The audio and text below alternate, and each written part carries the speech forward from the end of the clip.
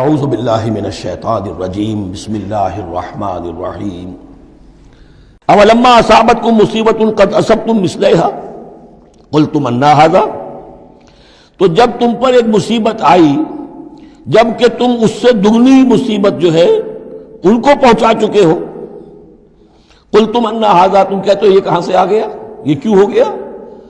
اللہ نے پہلے مدد کی تھی اب کیوں نہیں کی۔ قل ھو من عند انفسکم،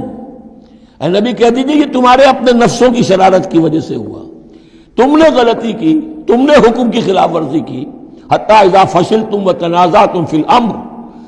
وعصیتم من بعد ما اراکم ما تحبون ان اللہ علی کل شیء قدیر، اللہ تو ہر چیز پر قادر ہے۔ گویا کہ اسی مضمون کو دہرا کر لایا گیا کہ وَلَقَدْ صَدَقَكُمُ اللَّهُ وَعْدَهُ، اللہ وعدہ اپنا پورا کر چکا تھا۔ وَمَا أَصَابَكُمْ يَوْمَ الْتَقَى الْجَمْعَانِ، البتہ یہ اللہ چاہتا تو کنڈون کر دیتا، تمہیں کوئی سزا نہ دیتا، معاف کر دیتا بغیر سزا دیے، لیکن یہ کہ اللہ کی حکمت کا تقاضا یہ ہوا کہ تمہیں سزا دی جائے، اس لیے کہ ابھی تو بڑے بڑے مراحل آنے ہیں۔ اگر اسی طرح تم نظم کو توڑتے رہے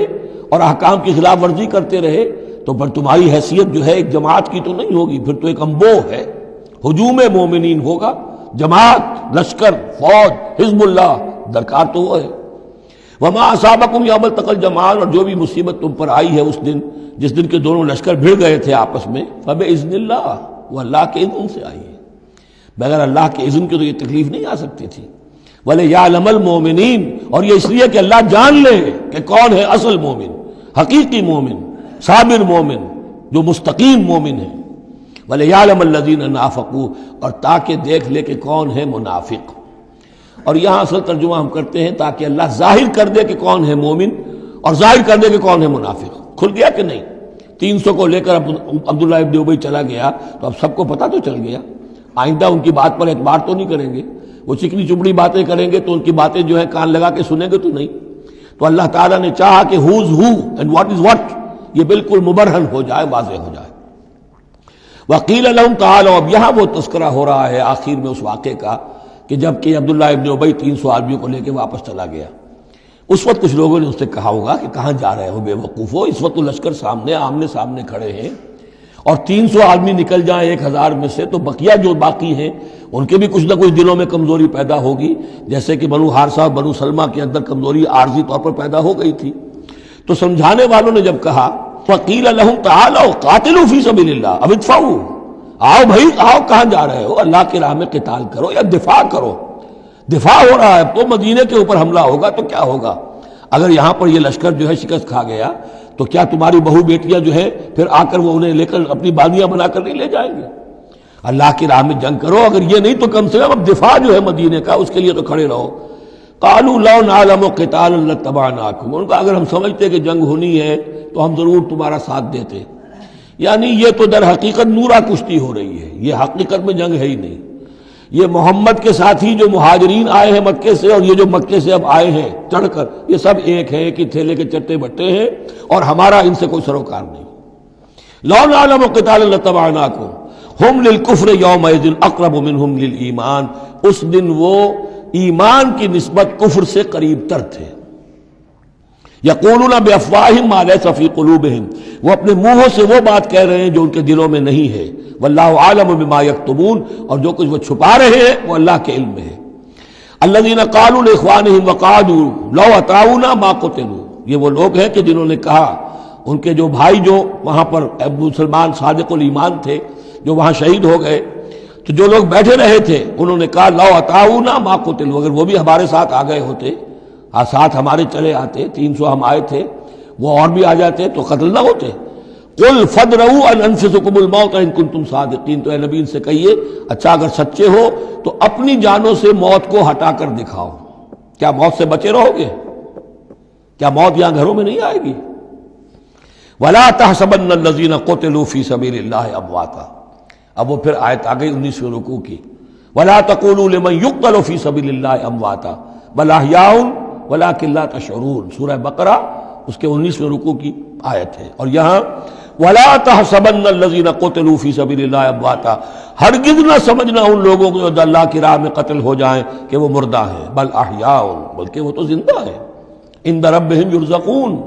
اپنے رب کے پاس انہیں رزق مل رہا ہے، رزق پا رہے ہیں۔ فرحین بما آتاہم اللہ من فضلہ، وہ تو خوشیاں منا رہے ہیں،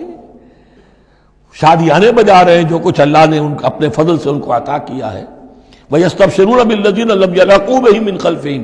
اور ابھی وہ خوش وقت ہو رہے ہیں، خوشخبریاں حاصل کر رہے ہیں کہ ہمارے اور بھائی بھی جو پیچھے رہ گئے،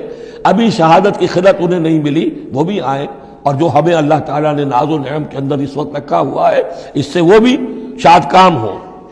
جو ان کے پیچھے ہیں۔ اللہ خوف علیہم ولا هم یحزنون، کہ ان پر کوئی نہ خوف ہوگا اور نہ وہ کسی حزن سے دوچار ہوں گے۔ یستبشرون بنعمت من اللہ وفضل، اور وہ تو خوشیاں منا رہے ہیں اللہ تعالیٰ کی نعمت کی وجہ سے اور اس کے فضل کی بنا پر، وَأَنَّ اللَّهَ لَا يُضِيعُ أَجْرَ الْمُؤْمِنِينَ، اور یہ اس بات پر کہ اللہ تعالیٰ اہل ایمان کے اجر کو ضائع نہیں کرتا۔ الَّذِينَ اسْتَجَابُوا لِلَّهِ وَالرَّسُولِ مِن بَعْدِ مَا أَصَابَهُمُ الْقَرْحُ۔ اب یہاں اصل میں جو آیات آ رہی ہیں اس کے بارے میں دو قسم کی روایات ہیں تاریخ کی۔ ایک تو پختہ واقعہ یہ ہے کہ حضور صلی اللہ علیہ وسلم نے جب یہ پتہ چل گیا کفار چلے گئے، اب جو بھی کچھ ضروری کام تھے وہ کیے، جو بھی شہداء تھے دفنایا، پھر اچانک آپ کو خیال آیا کہ یہ کفار چلے گئے ہیں، لیکن ہو سکتا ہے انہیں اپنی غلطی کا احساس ہو کہ مسلمان جو ہیں اس وقت تو یوں سمجھیے کہ وہ بالکل اس حالت میں تھے کہ ہم ختم کر سکتے تھے کہ دوبارہ نہ آ جائے، سیکنڈ تھاٹ نہ ہو۔ تو آپ نے فیصلہ کیا لوگوں مسلمانوں چلو تعاقب کرو تاکہ انہیں معلوم ہو جائے کہ ہماری ہمت ہاری ہوئی نہیں ہے، انہیں پتہ چلے گا کہ مسلمان اس وقت بھی اس کیفیت میں کہ ہمارے تعاقب میں آ رہے ہیں، تو پھر وہ جرأت نہیں کریں گے۔ تو اس وقت اہل ایمان جو تھے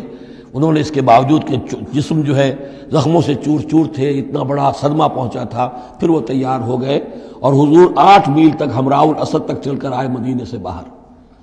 اور وہاں جو ہے ابو سفیان کو وہ خیال فی الواقع آ چکا تھا اور وہ لوٹنے کی فکر کر رہا تھا۔ ایک تاجر ادھر سے آ رہا تھا، اس نے کہا تھا جا کے مسلمانوں سے بتا دو کہ میں بہت بڑا لشکر لے کر آ رہا ہوں فوراً۔ تو آ کر انہوں نے کہا بھی، لیکن اس کے بعد انہوں نے کہا کہ جو بھی ہو سو ہو، جو اللہ کا حکم ہے اس کے رسول کا حکم ہے، ہم تو کمر کس کے آ گئے ہیں۔ اسی طرح کا واقعہ بیان ہوتا ہے کہ ابو سفیان جاتے ہوئے یہ کہہ گیا تھا کہ اب اگلے سال دوبارہ ملاقات ہوگی بدر میں، یعنی 1 سال پہلے بدر میں جنگ ہوئی تھی، اب 1 سال کے بعد جو ہے یہ احد میں ہم آ گئے مدینے پر حملہ آور ہو کر، اب ہمارے تمہارے درمیان تیسرا مقابلہ بدر میں ہوگا اگلے سال، وہ بدر صغریٰ کہلاتا ہے۔ تو حضور اس کے لیے نکلے، گئے بدر تک، ادھر سے ہی ابو سفیان اپنا پورا لشکر لے کر آئے،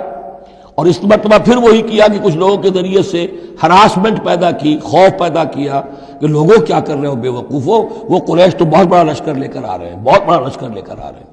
تو اس کے جواب میں مسلمانوں نے وہ صبر والے کلمات کہے جو آ رہے ہیں۔ تو یہ دونوں یہ الفاظ جو ہیں، یہ آیات دونوں پر منطبق ہو سکتی ہیں۔ الذین استجابوا للہ والرسول من بعد ما اصابهم القرح، جن لوگوں نے لبیک کہی اللہ کی پکار پر اور رسول کی پکار پر اس کے بعد کہ انہیں چرکے لگ چکے تھے، زخم ان کے جسم زخمی تھے۔ للذین احسنوا منہم واتقوا اجر عظیم، یقیناً ایسے محسنین اور متقین کے لیے بہت بڑا اجر ہے۔ الذین قال لهم الناس ان الناس قد جمعوا لكم، جنہیں آ کر خبردار کیا تھا اور جن کو خوف دلایا تھا لوگوں نے کہ دیکھو لوگ بڑی جمع ہو گئے ہیں، بڑی قوت بڑی جمعیت آ رہی ہے، فخشوہم، ان سے ڈرو، فزادہم ایمانا، اس سے ان کے ایمان میں اور اضافہ ہو گیا۔ وقالوا حسبنا اللہ ونعم الوکیل، اور انہوں نے کہا اللہ ہمارے لیے کافی ہے اور اس کا سہارا سب سے اچھا سہارا ہے۔ فانقلبوا بنعمت من اللہ، ابو سفیان کو جب پتا چلا کہ محمد تو ہمارے تعاقب میں آ رہے ہیں تو انہوں نے عافیت اسی میں سمجھی کہ وہ پھر سیدھا مکہ کی طرف رخ کر لیا، اور یہی معاملہ ہوا ہے کہ بدر صغریٰ جو دوسری مرتبہ وہ بدر میں آنے کا، جب اس نے سنا کہ محمد رسول اللہ تو اپنے پورے ساتھیوں کے ساتھ آ گئے ہیں، تو کوئی کنی کترا کر اور طرح دے کر نکل گیا، مقابلے میں نہیں آیا۔ فانقلبوا بنعمت من اللہ، تو وہ لوٹ آئے اللہ تعالیٰ کے انعام سے، نعمت سے، وفضل، اور اس کے فضل سے، لم یمسسہم سوء، کوئی برائی ان کو مس نہ کر سکی، کوئی تکلیف نہیں پہنچی، آزمائش تھی وہ اللہ نے کر لی۔ واتبعوا رضوان اللہ، انہوں نے تو اللہ کی رضا کی پیروی کی۔ واللہ ذو فضل عظیم، اور یقیناً اللہ تعالیٰ بڑے فضل کا مالک ہے۔ صدق اللہ العظیم۔